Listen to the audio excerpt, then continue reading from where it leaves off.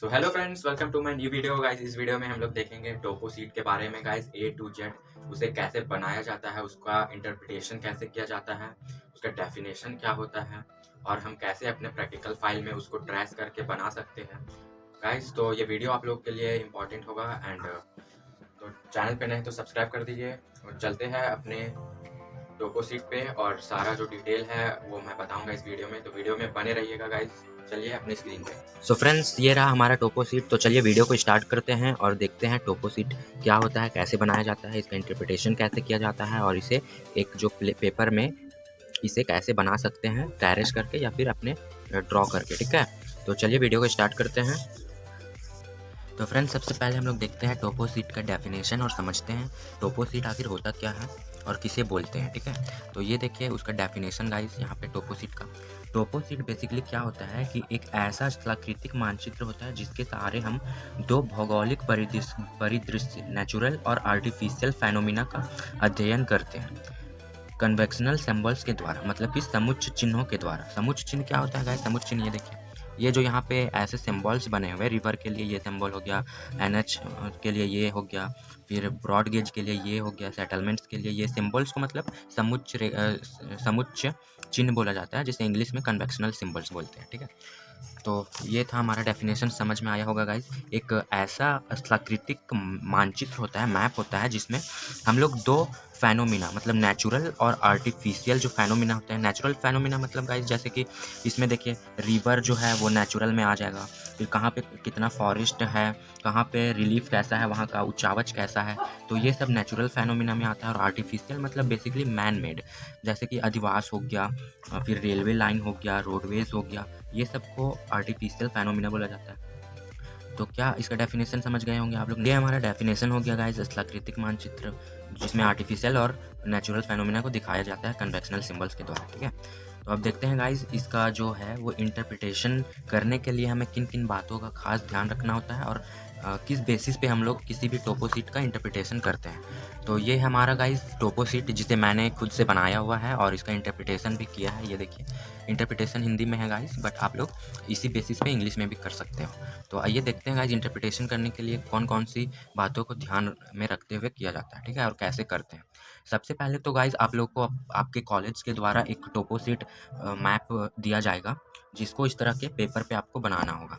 तो टोपो सीट में सबसे पहले आप लोगों को देखना है कि टोपो सीट का नंबर क्या है और उसमें स्केल कितना लिखा हुआ है। ठीक है, और इसके बाद आपको क्या करना है कि वो टोपो सीट जो है वो कौन कौन से स्टेट से या डिस्ट्रिक्ट से उसका बाउंड्री शेयर कर रहा है, तो वो आप लोगों को ध्यान में रखना होगा। तीसरा कि गाइस ये जो टोपो सीट है वो कब का बना हुआ है, मतलब कि जैसे 1980 या 1990 कब का बना हुआ है, इसका प्रकाशन कब हुआ है। ठीक है, और ये जो एक स्केल दिया हुआ रहता है टोपो सीट के नीचे में गाइस, इस तरह का एक स्केल दिया हुआ होगा, वो आपको ध्यान में रखना होगा। और यहाँ पे देखिए सर्वे का जो ईयर है वो कब का है, पब्लिकेशन किस ईयर पे किया गया था इस टोपो सीट का। तो ये कुछ बातें हैं जो आपको ध्यान में रखना है। ठीक है, अब चलते हैं गाइस कि टोपो सीट का जो इंटरप्रिटेशन है उसमें हम लोग लिखते कैसे हैं और क्या क्या लिखा जाता है इस मैप को देखते हुए। ठीक है, तो आई होप कि आप लोग इसमें समझ गए होंगे आपको क्या ध्यान में रखना है। पहला बात गाइस, टोपो सीट का नंबर आपको इस तरह से लिखना होगा स्टेंसिल से। स्केल गाइस, स्केल दिया हुआ रहता है जैसे कि 1:2 जिसे RM बोलते हैं, 1:50,000 यहाँ पे दिया हुआ है। फिर ये जो लाइन आप लोग को दिख रहा है, ये गाइस ये जो बॉक्स बना हुआ है ना, वो अलग अलग स्टेट है, जैसे कि ये रांची हो गया, ये लोहरदगा हो गया। तो इसका जो बाउंड्री है वो कौन कौन से स्टेट से शेयर कर रहा है वो यहाँ पे शो किया हुआ रहता है इस टोपो सीट के बारे में। टोपो सीट अकेला ये ज़रूरी नहीं है कि एक ही स्टेट का हो या फिर एक ही ज़िला का हो। ठीक है, ये बहुत सारे राज्यों से गुजर सकता है, इसका स्टेट बाउंड्री शेयर कर सकता है। इसके बाद यहाँ पे कन्वेक्शनल सिंबल्स जो समुच्च चिन्ह बोला जाता है हिंदी में, वो गाइस साइड में आपको इस तरह से दिखाना होगा कि जैसे कि ये रिवर है, तो रिवर यहाँ पे ये ब्लू लाइन जो जा रहा है ये रिवर्स है, इस दिशा में जा रहे हैं, ये सब इंटरप्रिटेशन में देखेंगे। और जो NH है गाइस, ये जो रेड कलर का लाइन है, ये जो सेटलमेंट है बॉक्स बॉक्स टाइप का, अधिवास जिसे बोला जाता है, कहाँ पे ज़्यादा लोग बसे हुए हैं, इस तरह से गाइस। तो चलिए अब इंटरप्रिटेशन देखते हैं इसका। इंटरप्रिटेशन में जैसा कि मैंने बोला था कि सबसे पहले आपको यहाँ पे सामान्य परिचय देना होगा, मतलब कि जनरल इंट्रोडक्शन, जैसे यहाँ पे इस तरह से लिखा जाता है। दिए गए पत्रक का जो नंबर है, जैसा मैंने बोला था इसमें एक नंबर दिया हुआ रहता है राइट साइड में गाइस, टोपो सीट के राइट साइड में ऊपर के साइड यहाँ पे, जैसे F45B2 ये टोपो सीट नंबर हो गया। तो सबसे पहले तो यहाँ पे सामान्य परिचय में ये लिखना होगा कि टोपोसीट का नंबर क्या है। फिर यहाँ पे देखिए दिए गए पत्रक का RF तथा scale 2 centimetre equal to 1 kilometre. इससे क्या समझ में आ रहा है? सबसे पहले तो यहाँ टोपोसीट में आपको ये दिया हुआ रहेगा RF जो है, और स्केल भी दिया हुआ रहता है कि 2 सेंटीमीटर ऑन जो मैप है वो ग्राउंड पे 1 किलोमीटर का दूरी शो कर रहा है, तो ये लिखना होगा। इसके बाद थर्ड में आपको क्या लिखना होगा, इस पत्रक में दिए गए क्षेत्र का सर्वेक्षण जो है 1978 से 79 ईस्वी में किया गया एवं इसका जो प्रकाशन है वो 2011 ईस्वी में किया गया। जैसा कि मैंने यहाँ पे बोला था, यहाँ पे देखिए टोपोसीट जो आपको ये मिलेगा टोपोसीट, उसमें गाइस नीचे में लिखा हुआ रहता है सर्वे ईयर और पब्लिकेशन ईयर, और यहाँ पे स्केल जो आपको दिख रहा है। तो यही सब गाइस टोपोसीट को देखते हुए लिखना है। इसके बाद टोपोसीट का जो लैटिट्यूडनल एक्सटेंट और लॉन्गिट्यूडनल एक्सटेंट क्या है वो लिखना होगा, मतलब अक्षांश विस्तार और देशांतरीय विस्तार। जैसे कि यहाँ पे अक्षांश में लिखा हुआ है 23 डिग्री 30 मिनट नॉर्थ से 23 डिग्री 45 मिनट नॉर्थ, और इस पत्रक का देशांतरीय विस्तार जो है वो 85 डिग्री 0 मिनट ईस्ट से 85 डिग्री 15 मिनट ईस्ट है। जैसे कि यहाँ पे आपको ये जो टोपोसीट मिलेगा वो उसमें लिखा हुआ रहता है। जैसे आपको यहाँ साइड में देखना होगा कोने में गाइस, जैसे यहाँ पे जो है वो देशांतरीय मतलब जो ये लॉन्गिट्यूडनल है एक्सटेंड है वो 85 डिग्री 23 मिनट से है गाइस, यहाँ पे देख सकते हैं इतना से गाइस 85 डिग्री 0 मिनट से है। यहाँ पे देखिए, ये देखिए 85 डिग्री 15 मिनट ईस्ट है, 85 डिग्री 15 मिनट ईस्ट है। ठीक है, ये हो गया लॉन्गिट्यूडनल। और लैटिट्यूडनल में आपको क्या देखना है, लैटिट्यूडनल में आपको देखना है यहाँ पे देखिए 23 डिग्री 30 मिनट जो है नॉर्थ से 23 डिग्री 45 मिनट नॉर्थ। ठीक है, तो ये हो गया गाइस कि आपको कैसे देखना है लैटिट्यूड्स ऑन एंड लॉन्गिट्यूड्स, आपको कोने के साइड में आपको दिया हुआ रहेगा इस तरह से।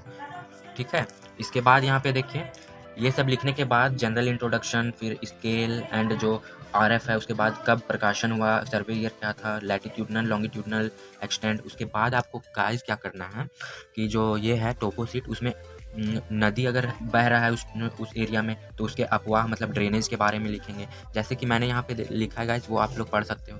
इस क्षेत्र में दामोदर और देवनद नदी प्रमुख नदी के रूप में प्रवाहित होती है जो उत्तर पूर्व की ओर बहती है, जिसमें आगे जाकर गहरी नदी और हारो नदी मिलती है। ठीक है, और बराकर कान्हा क्षेत्र के नज़दीक से गुजरते हुए आगे पूर्व की तरफ चली जाती है। इसके अलावा दक्षिण की ओर से अनेक छोटी छोटी धाराएं निकलती हुई सापी नदी में मिलती है और ये फिर उत्तर में दामोदर नदी में मिल जाती है। जैसे कि यहाँ पे ये जो अगर कोई रिवर जा रहा है गाइस, तो वो कहाँ से ओरिजिनेट हो रहा है, किस दिशा में बह रहा है, कौन नदी से मिल रहा है, और इसका दिशा क्या है और कहाँ पे जाके ख़त्म हो रहा है, तो ये सभी लिखना होगा आपको ड्रेनेज में। ड्रेनेज के बाद यहाँ पे देखिए आप लोग, मैंने क्या लिखा है, परिवहन मतलब ट्रांसपोर्ट। यहाँ पे ट्रांसपोर्ट में आप लोग ये मेरा जो लिखा हुआ है वो पढ़ के अपने अनुसार लिख सकते हो। यहाँ पे जो ट्रांसपोर्ट में गाइज आपका रोड जो है रोडवेज क्या है, मतलब कौन सा रोड कहाँ से जा रहा है, कौन सा रेलवे लाइन कहाँ से निकल रहा है, कहाँ पे मिल रहा है।